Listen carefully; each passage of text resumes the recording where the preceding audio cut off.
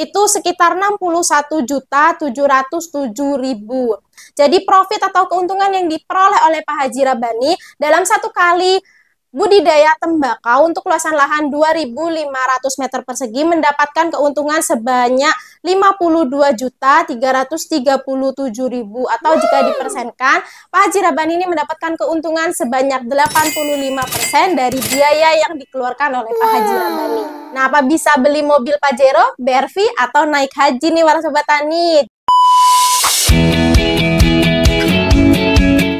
Assalamualaikum warahmatullahi wabarakatuh. Halo Sobat Tani, kembali lagi dengan saya. Nah, kali ini saya akan membahas suatu hal yang sempat ramai di channel kita, yaitu tentang tembakau milik Pak Haji Rabani. Di mana video tembakau Pak Haji Rabani kemarin sempat ramai di channel kita, dan banyak para Sobat Tani yang berkomentar di video tersebut. Mulai dari pertanyaan bagaimana cara pembudidayaannya, kemudian menggunakan pupuk apa saja, lalu ditanam di lahan apa, varietasnya apa, dan ada juga yang bertanya terkait berapa sih keuntungan yang diperoleh oleh Pak Haji Rabani setelah melakukan budidaya tembakau ini. Jadi kemarin kita sudah melakukan rundingan atau berdiskusi dengan Pak Haji Rabani sendiri di kantor kita terkait analisa budidaya tanam tembakau milik Pak Haji Rabani mulai dari awal pengolahan tanah sampai ke pasca panen. Jadi kita akan membahasnya secara rinci setelah ini. Jadi stay tune terus ya para Sobat Tani.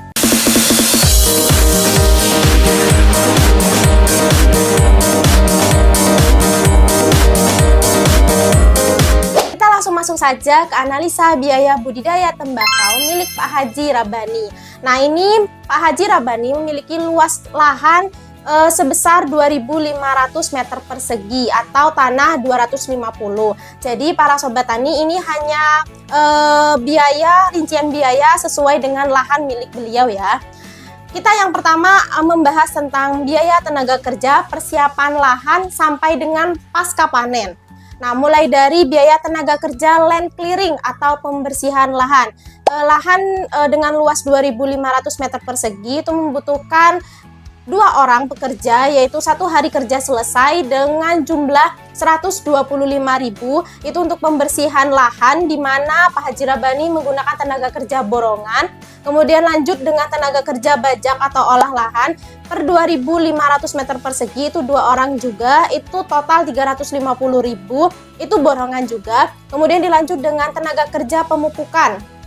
Untuk lahan 2.500 hanya butuh 1 orang saja, itu 50.000 per tenaga kerja ya. Memang kebanyakan tenaga kerja itu setiap bekerja itu 1 harinya 50.000. Kemudian ada tenaga kerja untuk perbaikan bedengan atau coklak. Nah, itu 2.000 untuk tanah 2.500 membutuhkan 5 orang. Selesai dalam 1 hari dan itu masing-masing 50.000. Jadi totalnya 250.000. Kemudian ada tenaga kerja penyiangan rumput. Penyiangan rumput ini untuk lahan 2.500 itu butuh 5 orang dan dilakukan selama 3 hari. 50.000 berarti nanti dikali masing-masing 50.000 dikali akhirnya nanti total jumlahnya 750.000.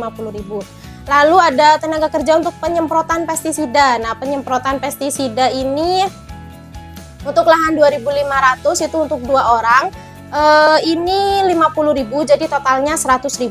Kemudian ada perawatan, di mana perawatan ini lebih spesifik yaitu penyiraman, di mana penyiraman yang dilakukan oleh Pak Haji Rabani selama budidaya tembakau itu dilakukan selama 7 kali.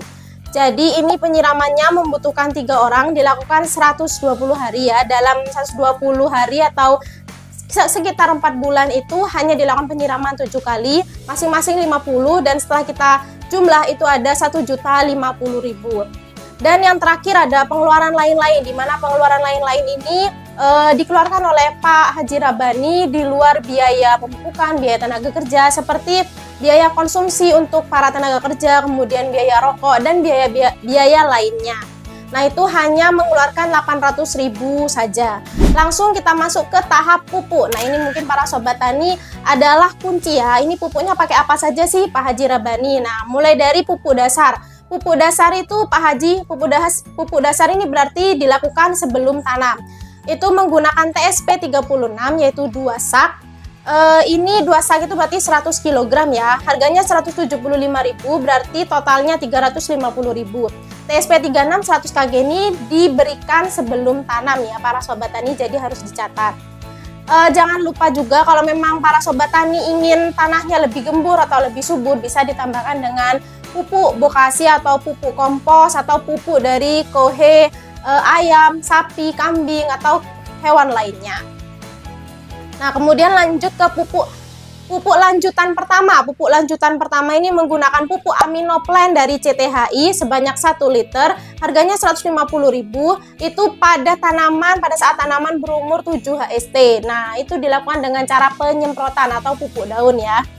Setelah itu lanjut ke pupuk lanjutan kedua setelah tanaman berumur 20 HST, yaitu dilanjutkan dengan pupuk urea sebanyak 50 kg, harganya 200.000. Nah, pada saat 20 HST nanti dilanjutkan dengan pupuk tabur menggunakan pupuk urea. Kemudian lanjut ke pupuk lanjutan ketiga. Pupuk lanjutan ketiga ini menggunakan Aminoplan lagi dari CTHI sebanyak 2 liter. Harganya 150 masing-masing, jadi totalnya 300.000. Itu dilakukan pada saat tanaman sudah berumur 35 HST, di mana 1 liternya di spray atau pupuk daun, 1 liternya dikocor.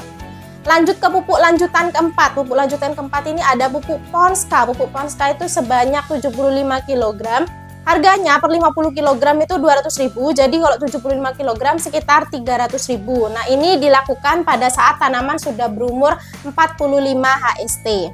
Disclaimer ya, jadi pemupukannya itu dilakukan sebanyak 5 kali, mulai dari pupuk dasar, kemudian lanjutan pertama, lanjutan kedua, ketiga, dan keempat. Jadi ada 5 kali pemupukan, dan setiap pemupukan itu ternyata Pak Haji Rabbani hanya menggunakan 1 jenis pupuk saja. Jadi mungkin para sobat tani bisa mengambil kesimpulan bahwa pemupukan pada budidaya tembakau ini tidak sebanyak pada saat kita melakukan budidaya bawang merah.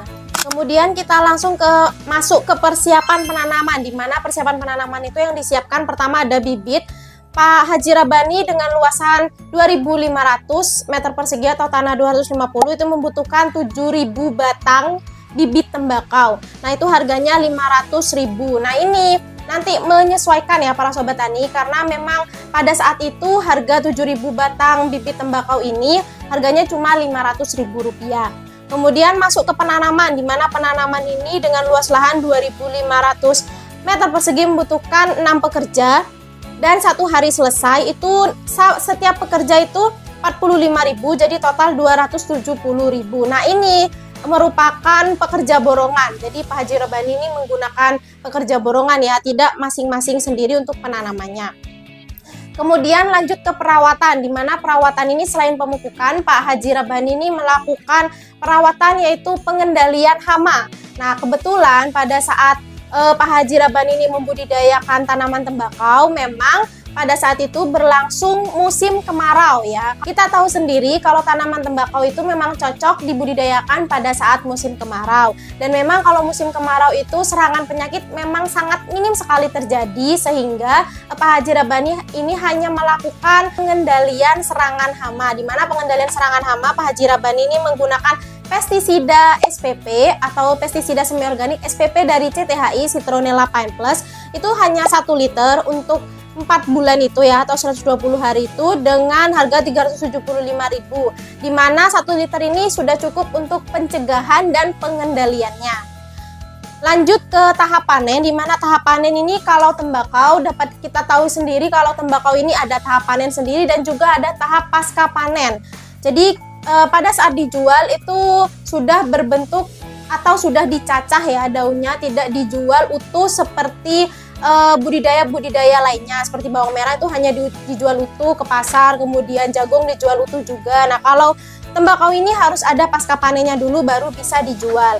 Nah, mulai dari panen ini dengan lahan 2.500 meter persegi membutuhkan 5 orang, dan panennya ini dilakukan sebanyak 5 kali. Jadi dalam satu budidaya tembakau milik Pak Haji Rabbani itu sudah panen sebanyak 5 kali. Nah, ini memang tidak normal ya, karena normalnya ini kebanyakan para sobat tani hanya panen 3 dan maksimal tuh biasanya hanya panen sampai 4 kali saja.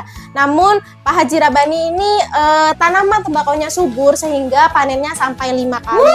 Ini masing-masing per orangnya itu 50.000 sehingga saat di total itu 1.250.000 untuk panennya saja. Ini untuk tenaga kerja panen ya. Kemudian kita lanjut masuk ke pasca panen, di mana pasca panen ini membutuhkan banyak orang ya pastinya.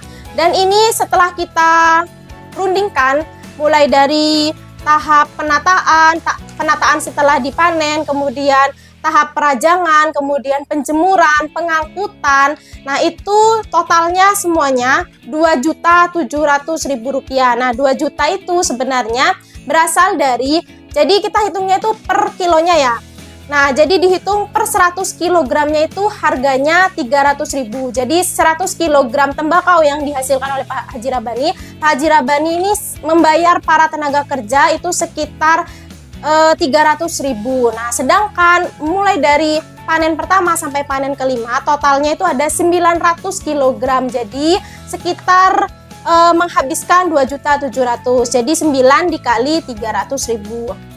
Lanjut kita ke total biaya budidaya tembakau. Nah, setelah itu, setelah kita rinci semua biayanya, total budidaya tembakau milik Pak Haji Rabani ini sekitar 9.870.000 untuk luasan lahan 2.500 meter persegi. Biaya di luar bibit, kalau memang nanti bibitnya ini menyesuaikan, itu sekitar 9.370.000. Jadi dikurangi 500.000-nya ya. Nah, lanjut kita masuk ke hasil panen. Nah, tadi kan saya sudah menjelaskan bahwa hasil panen milik Pak Haji Rabani ini 5 kali panen ya. Yang pertama ada panen pertama ya. Panen pertama itu menghasilkan 85 kg tembakau, kemudian dijual dengan harga 60.000. Sehingga itu mendapatkan penjualan itu 5.100.000. Lanjut ke panen kedua itu sebanyak 170 kg tembakau dengan harga 68.000 per kilonya sehingga mendapatkan penjualan 11.560. Panen ketiga itu mendapatkan 200 kg. 200 kg ini dengan harga 73.000 per kilonya.